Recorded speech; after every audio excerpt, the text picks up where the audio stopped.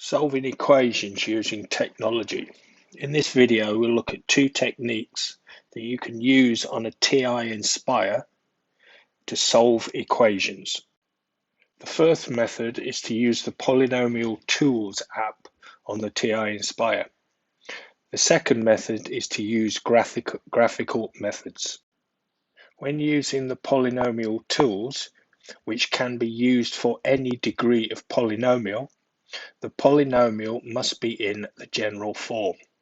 So if we want to solve 2x squared plus 4x equals 7, we must first rearrange and put in the general form. So if we want to solve 2x squared plus 4x equals 7, we must first write it in the general form. So 2x squared plus 4x equals 7. If we subtract 7 from both sides, we get 2x squared plus 4x minus 7 is equal to 0. It is now in the general form where a equals 2, b equals 4, and c is equal to minus 7. We can now use the Polynomial Tools app to solve the equation. Now let's go to our TI Inspire and solve the equation. To solve the equation 2x squared plus 4x minus 7 equals 0, we must first open a calculator page. Then we need to go to Menu, 3 Algebra, 3 Polynomial Tools, 1 Find Roots of a Polynomial. Then this box appears. We're dealing with a quadratic, so it is a degree 2. Just in case we have any complex roots, click on Complex, Enter. A2 in the general form is A, so that is 2. A1 in the general form is B, so that is equal to 4. A0 in the general form is C, so that is minus 7. Now press OK and you'll see calculate polyroots and your equation 2x squared plus 4x minus 7 for our variable x. Now press enter and it will show our two values. Our first value to 3 significant figures is minus 3.12. Our second to 3 significant figures is 1.12.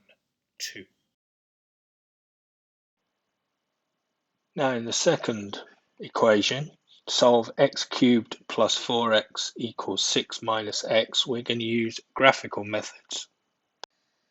To do this, first we have to draw the graph x cubed plus 4x. Secondly, we have to draw the graph 6 minus x. Thirdly, find the points of intersection. Now let's go to our TI Inspire and solve the equation. X cubed plus 4x equals 6 minus x. We must first open a graphs page. Now draw the graph of x cubed plus 4x. X to the power of 3 plus 4x. Enter. Let's get this out of the way. Now draw the graph 6 minus x. So tab 6 minus x. Enter. And you can clearly see that there is a point of intersection approximately there. We need to find the exact value. So go to Menu, Geometry, Points and Lines, Intersection Points. Click on your first graph. Now click on your second graph and any points of intersection will be shown. So our only point of intersection is the point 1, 5.